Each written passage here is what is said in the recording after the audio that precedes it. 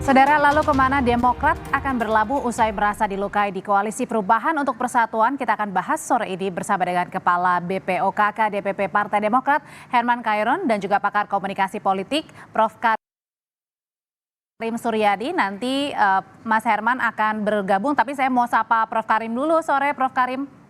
Selamat sore, Audrey. Setelah AHY ini sudah move on kemarin setelah ditinggal Koalisi Perubahan dan juga Anies, kemudian kira-kira kans yang terbesar kemana AHY dan Partai Demokrat ini, Prof. Karim? Apakah akan mendukung ke koalisi Ganjar atau koalisi Prabowo yang paling besar kansnya? Ya, menurut saya ini tentu saja bukan akhir dari sebuah perjalanan Demokrat ya. Masih banyak pilihan, mulai dari membangun poros koalisi baru meskipun ini tantangannya tidak mudah. Karena modal suara yang dimiliki oleh Demokrat membutuhkan dukungan sekurang-kurangnya 2 atau 3 partai. Nah, langkah yang paling realistik memang bergabung dengan salah satu dari 2 poros yang ada. Kalau kita melihat sejarah misalnya dalam 4 pemilu terakhir Demokrat belum pernah bergabung dengan koalisinya PDIP. Dan 2019 Demokrat bergabung dengan Gerindra. Dan sebenarnya selain bergabung dengan salah satu kubu, bisa juga ada opsi lain. Misalnya opsi yang diambil oleh Demokrat pada tahun 2014. Dia tidak bergabung dengan salah satu kubu, tapi menjadi pendukung saja. Pendukung koalisi yang dihuni oleh Gerindra saat itu. Nah, jadi menurut saya, apakah akan menjadi pendukung salah satu kubu, masuk ke dalam kubu Demokrat itu lebih realistik karena punya pengalaman, pernah bekerja sama dengan Gerindra dan kawan-kawan. Di samping dari sisi komunikasi politik antara Prabowo dengan SBY itu lebih terbuka, lebih cair dan lebih teramati oleh publik ketimbang komunikasinya antara Pak SBY dengan Ibu Mega. Jadi menurut saya peluang seperti itu ada. Tetapi yang menarik di sini adalah bagaimana ajakan PKS untuk kembali gitu bergabung gitu ya. Kenapa saya bilang highlight? Karena dalam 4 pemilu terakhir Demokrat itu selalu berpasangan dengan PKS. Ini ada apa?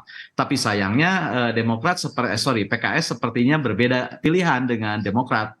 Akan tetap di koalisi yang dibesut oleh Nasdem, kemudian PKS dan PKB. Jadi menurut saya peluangnya masih ada.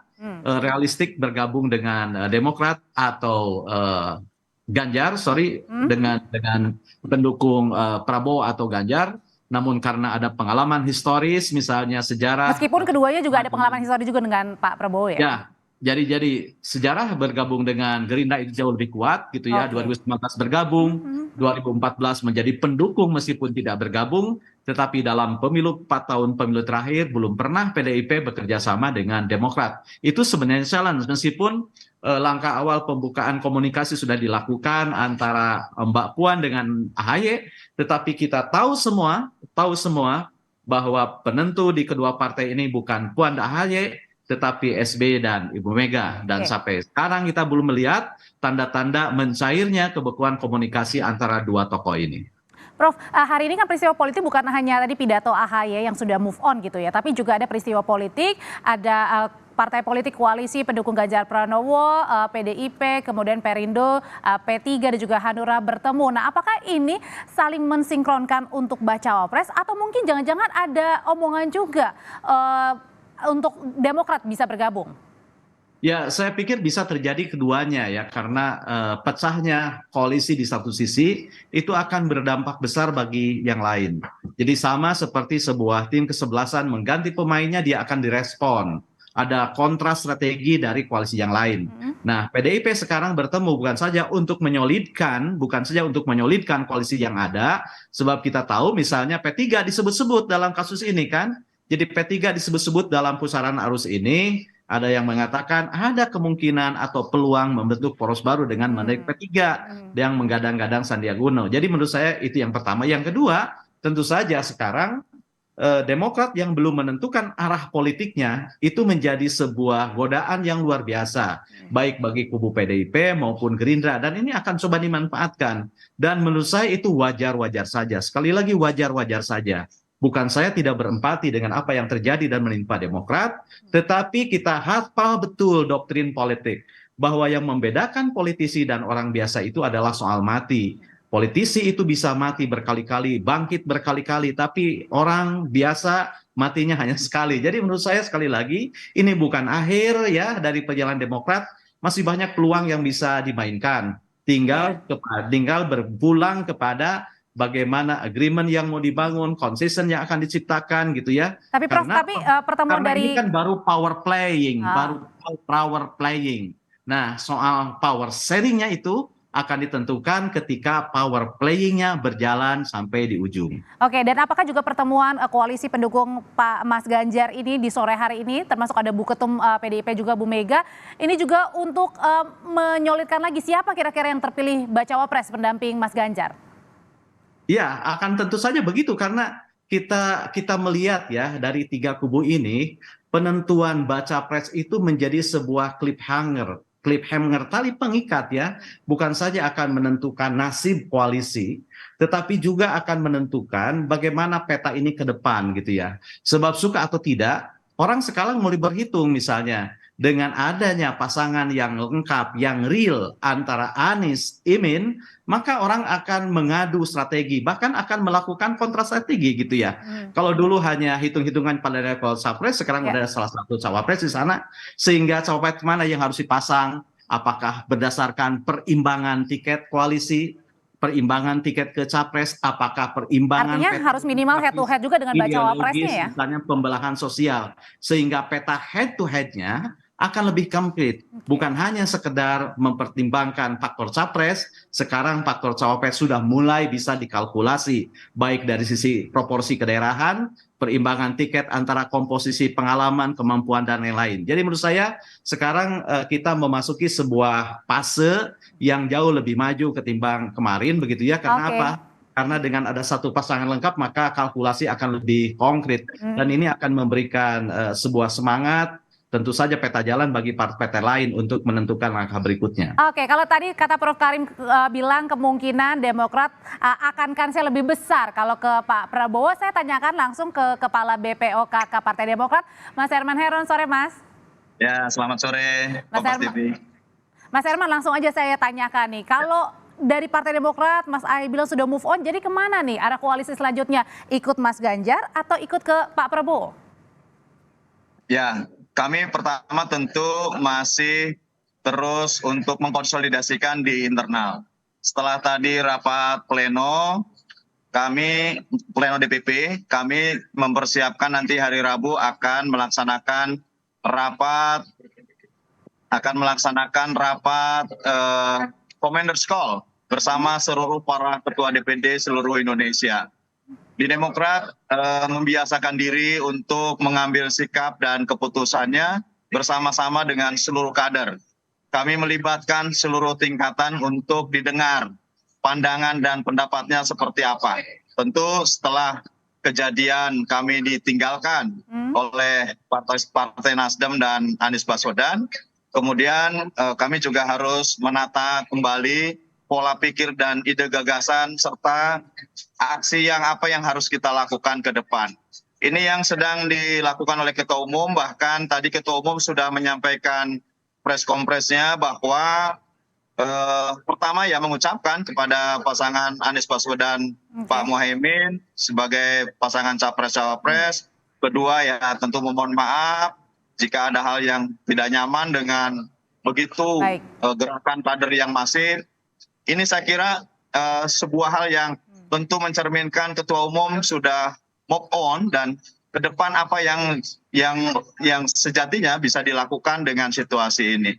Kalau memilih apakah kepada partai koalisi A, kepada koalisi B, tentu semuanya dipertimbangkan.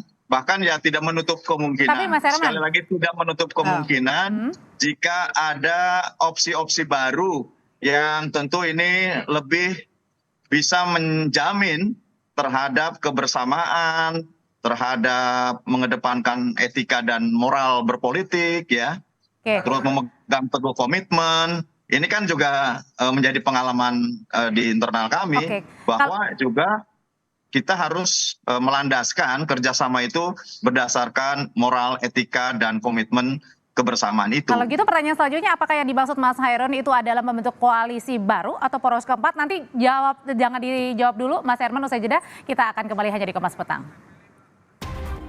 Jadi sebenarnya Mas Herman suara terbanyak dari kader Partai Demokrat ini mau kemana sih? Ke mendukung Pak Ganjar, Mas Ganjar, atau ke Pak Prabowo? Karena kan belakangan yang intens membuka terus komunikasi adalah antara Mbak Puan dan juga Mas Ahaye. Begini, keputusan untuk koalisi penetapan capres-cawapres itu adalah Majelis Tinggi Partai yang sidangnya akan dipimpin langsung oleh Ketua Majelis Tinggi Partai Pak SBY. Termasuk Ketua Umum juga ada di sana, gitu ya. Nah, tetapi sekali lagi bahwa budaya demokrasi di internal Partai Demokrat itu dijunjung tinggi.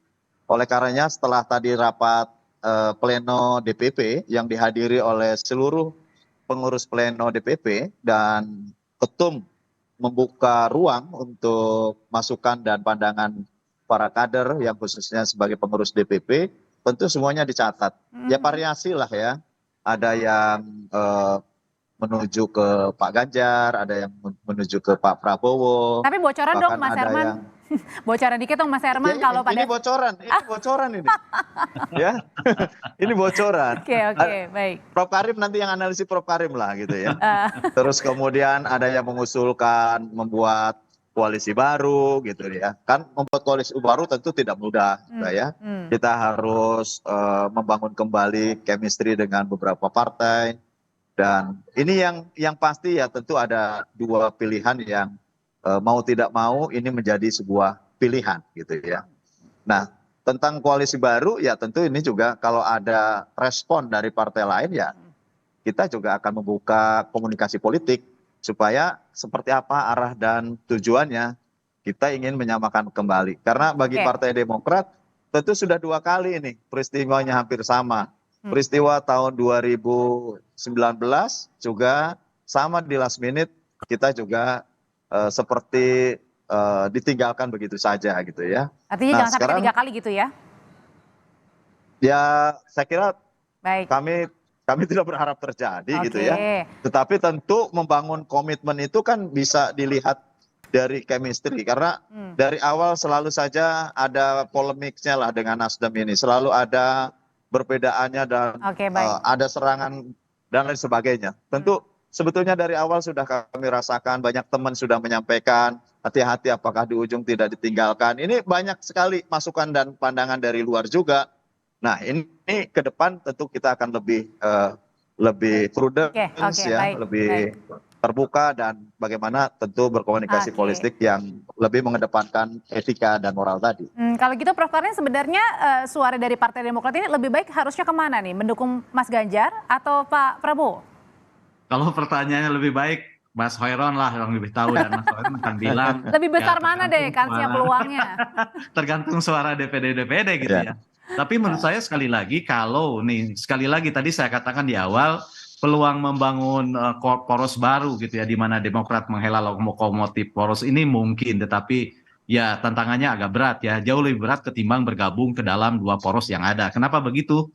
Dengan modal suara 7,7 gitu ya agak sulit mencari yang lain gitu karena partai-partai yang punya suara kan sudah hinggap di salah satu koalisi. Nah, itu yang pertama. Yang kedua, dengan melihat sejarah kerjasama dengan Gerindra yang jauh lebih panjang ketimbang sejarah kerjasama dengan PDIP dalam 4 pemilu terakhir yang belum pernah, maka menurut saya condongnya sih lebih ke Gerindra. Atau mungkin, nah yang ketiga ini saya bilang mungkin karena pada 2014 kan Demokrat pernah mengambil posisi mendukung tapi tidak bergabung, tetapi kelihatannya porsi ini tidak diambil gitu ya, tapi sekarang lebih tegas akan memilih untuk berkoalisi bergabung dan tentu saja saya yakin pilihannya akan ditentukan seberapa besar insentif politik yang akan didapat, insentif elektoral yang akan didapat, karena saya yakin setiap koalisi yang dibangun oleh partai manapun, oleh kekuatan manapun, dan setiap partai bergabung kepada koalisi manapun pasti memiliki 2 tujuan. Tujuan pertama adalah memenangkan koalisinya, dan yang kedua memenangkan partainya. Jadi ini persis seperti pemain sepak bola. Seorang striker itu selalu ingin memenangkan timnya sekaligus juga ingin mencetak gol. Tapi setidaknya kalau tidak ingin mencetak gol ya paling tidak timnya menang. Jadi menurut saya kalkulasi tentang di mana sebenarnya ruang yang lebih besar bagi Oke. Partai Demokrat untuk mengatrol raihan suaranya dan juga memperoleh insentif politik, itu akan menentukan kemana Partai Demokrat akan berlabuh begitu. Sebenarnya, halo, Ya, silakan Mas. sebenarnya sih permasalahan utamanya itu adalah presidensial threshold 20% itu. Oke. Andai kata tidak ada PT 20%, mungkin persoalan kegaduhan koalisi bisa selesai, teratasi ya. Karena memang dengan pembatasan inilah akhirnya harus ada penggabungan antar partai. Dan tadi saya koreksi Pak Prof Karim, Demokrat itu 9,3% gitu ya. Oh iya, Jadi maaf. sebetulnya Karena gini kalau Prof Karim, Mas Herman. Oke, karena gini Mas Prof Karim, Mas Herman, ini ada pernyataan dari Gubernur Jawa Tengah sekaligus baca pres dari PDIP Ganjar Pranowo yang sudah menjawab singkat ternyata ini terkait dengan bagaimana peluang koalisi dengan Partai Demokrat. Ganjar menegaskan ia bersama dengan PDIP belum menjalin komunikasi lagi dengan Partai Demokrat, termasuk peluang AHY menjadi bakal calon wakil presidennya. saya kira kalau dari Tahan dulu Mas Herman, kita simak dulu pernyataan dari Mas Ganjar. AHY untuk menjadi cawapres mungkin Pak, seberapa serius mendekati Demokrat Pak? Mas Herman, ya, silakan. saya kira ya yang lebih pasti kalaupun komunikasi ya dengan koalisi saat ini adalah dengan koalisi partai-partainya gitu ya. Karena biasanya ya yang sangat menentukan adalah pimpinan-pimpinan partai koalisi. Pengalaman kami kan kemarin sama. Anies Baswedan sudah menetapkan cawapresnya adalah Mas AHY. Tetapi kemudian karena Nasdemnya memiliki sikap lain, pada akhirnya juga ya sama saja. Tidak berkomitmen terhadap selama 1 tahun kami menjalin persahabatan koalisi dengan baik. Nah, oleh karena itu ke depan, saya kira memang yang harus dimatangkan adalah bagaimana komunikasi itu. Secara aktif ya tentu ada di level-level tertentu dari sekarang sudah punya komunikasi. Sudah ada komunikasi dari sekarang. Baik dengan teman-teman yang ada di Pak Ganjar, ada di Pak Prabowo, bahkan ada di partai-partai lain yang punya keinginan yang sama untuk membentuk poros baru. Ada saja Mas di Herman, level-level tertentu untuk bicara. ngomong-ngomong tentang sudah berkomunikasi dengan Partai Gerindra, kita juga punya pernyataan dari Wakil Ketua Umum Partai Gerindra, Habibur Rahman, yang kita akan dengar ini menyatakan kalau Partai Gerindra membuka pintu bagi Partai Demokrat jika mau bergabung mendukung baca pres Prabowo Subianto. Tapi gagasan perubahan yang dibawa Demokrat harus dibicarakan dulu bersama anggota koalisi. Memang perlu dialog lah ya, perlu ngobrol, perlu ketemu dulu, baru kita bisa berpikir bagaimana kita bisa berjuang bersama-sama. Dengan Demokrat itu sudah 2 pemilu loh. Kalau ini ketiga kali berarti hat-trick didukung Demokrat ya. Dan Pak Prabowo dan Pak SBY itu kan tipikalnya sama ya, mantan-mantan termasuk dengan Mas AHY kan, berlatar belakang militer, punya idealisme yang sama. Jadi kayaknya nyambung lah kalau Pak Prabowo dengan Pak SBY dan Mas AHY, kayaknya sih secara psikologis nyambung. Kalau gitu Prof Karim, apakah untuk bisa diterima Partai Demokrat ke arah mendukung Mas Ganjar atau ke Pak Prabowo, ini artinya Partai Demokrat harus menurunkan nih keinginan ya, salah satunya dengan membawa nama Mas AHY untuk menjadi bacawa pres? Kuncinya menurut saya bukan diturun, dinaik, dilebar, disempit, tapi bagaimana menjalin komunikasi ya untuk membangun komitmen. Karena misalnya kalau dengan PDIP kan Mas AHY sudah masuk ke dalam 5 bakal calon wakil presiden saat terbuka diumumkan. Gerindra belum pernah mengumumkan siapa-siapa bakal calon wakil presidennya. Tetapi kalau kita melihat kultur komunikasi, pengalaman, kemudian tradisi partai memang lebih dekat ke sana gitu ya. Meskipun saya katakan bukan mustahil membuat ijtihad baru kerja sama politik dengan kubu yang baru. Ya, tetapi persoalan misalnya apakah tadi Mas Herman Hairon mengatakan perubahan untuk perbaikan, sementara Prabowo mengatakan saya pelanjut Jokowi. Ya menurut saya itu bukan kata kunci yang harga mati ya. Semua bisa didiskusikan bagaimana mencari konteks perbaikan dalam keberlanjutan kan bisa sebenarnya ya. Perbaikan dalam keberlanjutan ya clear aja sih menurut saya. Karena untungnya dari blok-blok koalisi itu tidak ada satu blok pun yang dibangun di atas koalisi berdasarkan ideologi yang ketat gitu ya, karena kita menganut ideologi Pancasila dan terbuka, sehingga ya hitung-hitungannya berada pada level strategi dan taktik menurut saya ya, soal bagaimana strategi dan taktik, bagaimana passion bisa dibangun, bagaimana marwah partai bisa diangkat, dan kenyamanan itu bisa terjaga. Intinya itu sih sebenarnya. Kalau dari Mas Herman sendiri, salah satu sebenarnya untuk bisa kemudian bergabung dengan koalisi, apakah salah satunya adalah tetap menginginkan nama Mas Ahaye sebagai kandidat baca pres? Perlu dicatat bahwa ketika terbangun koalisi perubahan, Demokrat pun tidak pernah memaksa, mendesak, tetapi ini kan diberikan kesempatan masing-masing partai koalisi untuk mengusulkan para calon wakil presidennya. Artinya ya Demokrat mengusulkan. Setelah itu setelah ditetapkan oleh Mas Anies dan bahkan tidak ditolak oleh ketiga partai, tentu kami merasa bahwa sudah fix tinggal membicarakan waktu deklarasi. Ternyata endingnya lain lah gitu ya. Kenyataannya lain. Nah, kembali kepada persoalan bagaimana ke depan, ya tentu juga Demokrat tidak pernah memaksakan, mendesak Mas Ahaye untuk menjadi calon wakil presiden. Tetapi bahwasanya kalau diminta kesediaannya untuk mengusulkan, ya Mas Ahaye sudah sangat layak dan pantas menjadi wakil presiden. Oleh karena itu, ya nanti diserahkan kepada partai-partai koalisi. Tagline sekali lagi kami tekankan bahwa tagline perubahan dan perbaikan untuk Indonesia yang lebih baik ini memang disiapkan untuk internal kami. Di Demokrat sendiri semangat perubahan dan perbaikan itu untuk bisa menyemangati pemenangan pemilu legislatif tahun 2024. Lantas kemudian diadop menjadi tagline pada koalisi partai-partai untuk Pilpres. Tentu ini juga menjadi sebuah gerakan perubahan gitu ya. Karena hampir 50% lebih juga masyarakat ingin terjadinya perubahan. Nah, kalaupun nanti kemudian kita berkoalisi dengan partai-partai yang lain atau dengan koalisi yang sudah ada saat ini, tentu juga akan ada penyesuaian-penyesuaian. Dan tentu Demokrat sangat terbuka lah untuk berbicara lebih terbuka lagi. Oke, kalau gitu kita nantikan nanti ya di hari Rabu rapat Majelis Tinggi Partai Demokrat apakah akan berlabuh mendukung. Hari Rabu masih rapat DPP, Commanders Call, Ketua Umum dan seluruh pejabat DPP untuk menentukan arahnya. Para ketua DPD. Baik, terima kasih. Masukan. Ya. Baik, terima kasih Mas Herman Herun, terima kasih Prof. Karim Suryadi, sehat selalu Bapak-Bapak. Amin. Terima kasih.